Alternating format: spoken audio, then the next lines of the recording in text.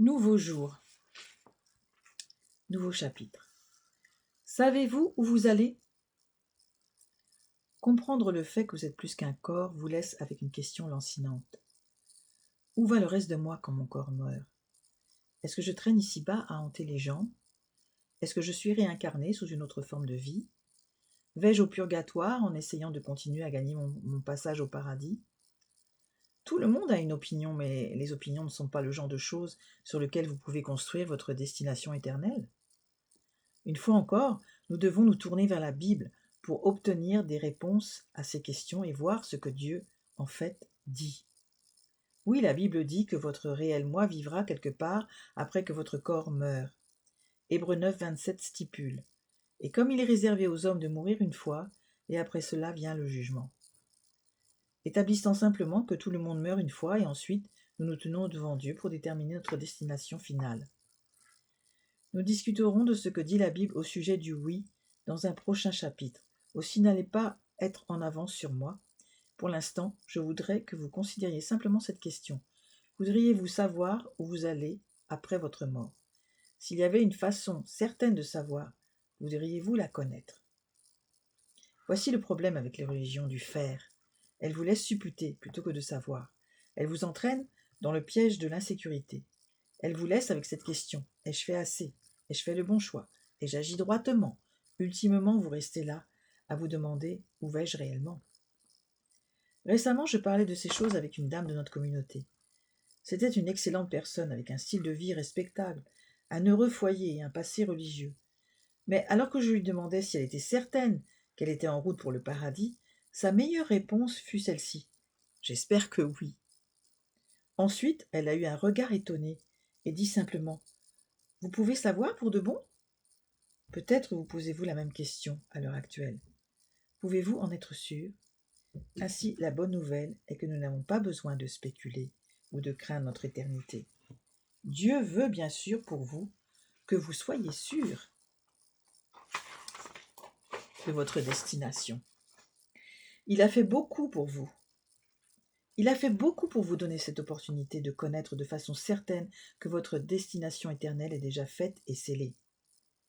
Je voudrais vous montrer un autre verset que vous n'avez probablement jamais vu.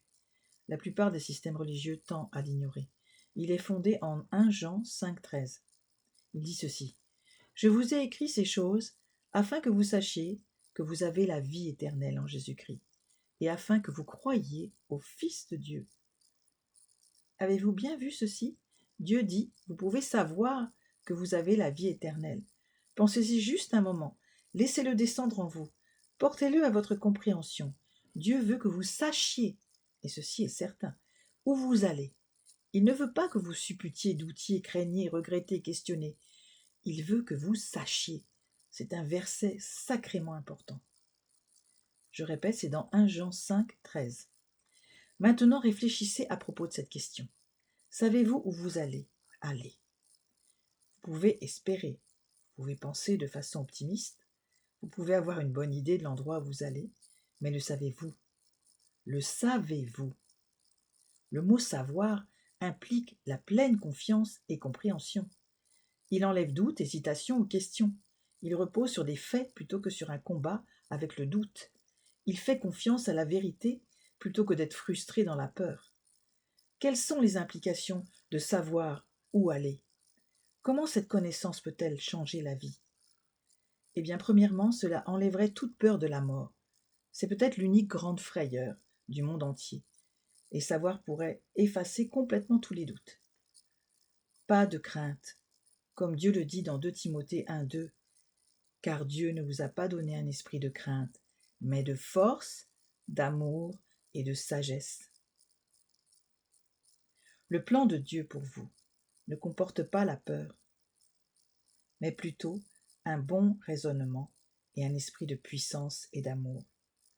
Deuxièmement, cela donnerait à votre vie une entière différente perspective. Vous pourriez vivre en vous tendant en avant, vous préparant pour quelque chose de plus grand que la vie, anticipant de voir ce qu'il y a au-delà de la mort. En bref, vous auriez de l'espoir. Cher ami, vous allez effectivement quelque part. Et Dieu ne veut pas que vous vous demandiez où. Il veut que vous régliez la question. Il veut que vous vous reposiez sur ce que vous savez. Il veut que vous soyez sûr de ce qui va arriver après la mort. Il veut que vous sachiez que vous avez la vie éternelle. Peut-être vous n'avez jamais vu ce verset.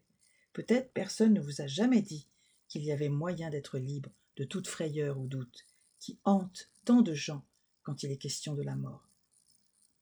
J'espère que c'est une très bonne nouvelle pour vous et que vous allez poursuivre votre lecture. L'histoire devient encore meilleure, mais laissez-moi vous prévenir.